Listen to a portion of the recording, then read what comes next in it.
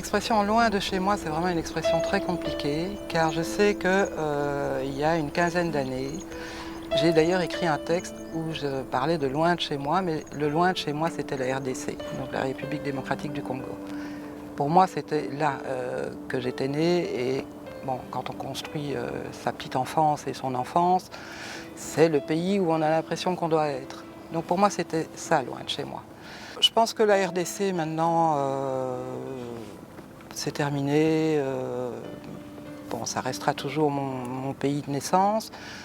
Bon, maintenant, c'est vrai que je peux dire que je suis loin de la Belgique, puisque moi, je ne rentre qu'une fois par an.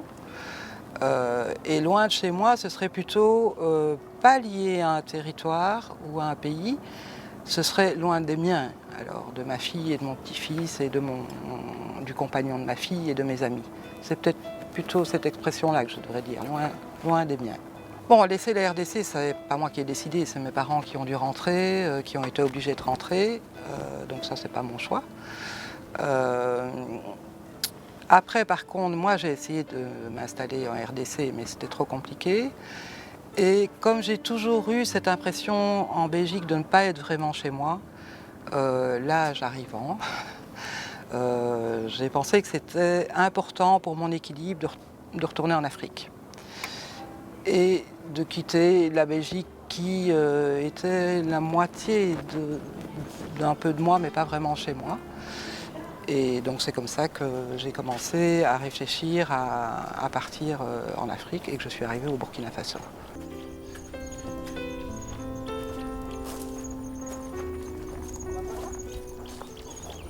Maintenant c'est ici chez moi. Et c'est tellement ici que bon, j'ai construit ma maison et que j'y tiens. Et que cet environnement, bon, ben, je ne sais pas trop où je pourrais le retrouver ailleurs, quoi. L'environnement naturel dans lequel je suis ici est quand même vraiment génial, quoi. Et puis maintenant, en 10 ans, j'ai construit vraiment des réseaux d'amis.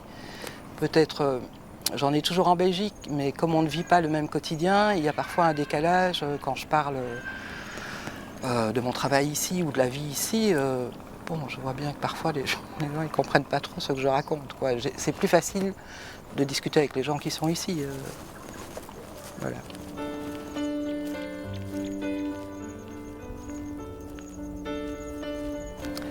Alors les difficultés, je pense que je rencontre, c'est la différence culturelle.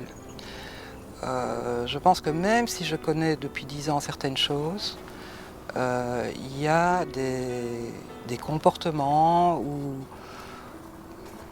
des attitudes que j'arrive toujours pas à décoder ni à comprendre.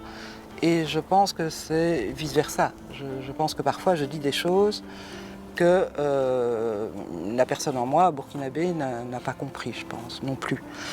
Et qui crée des quiproquos, je pense, souvent.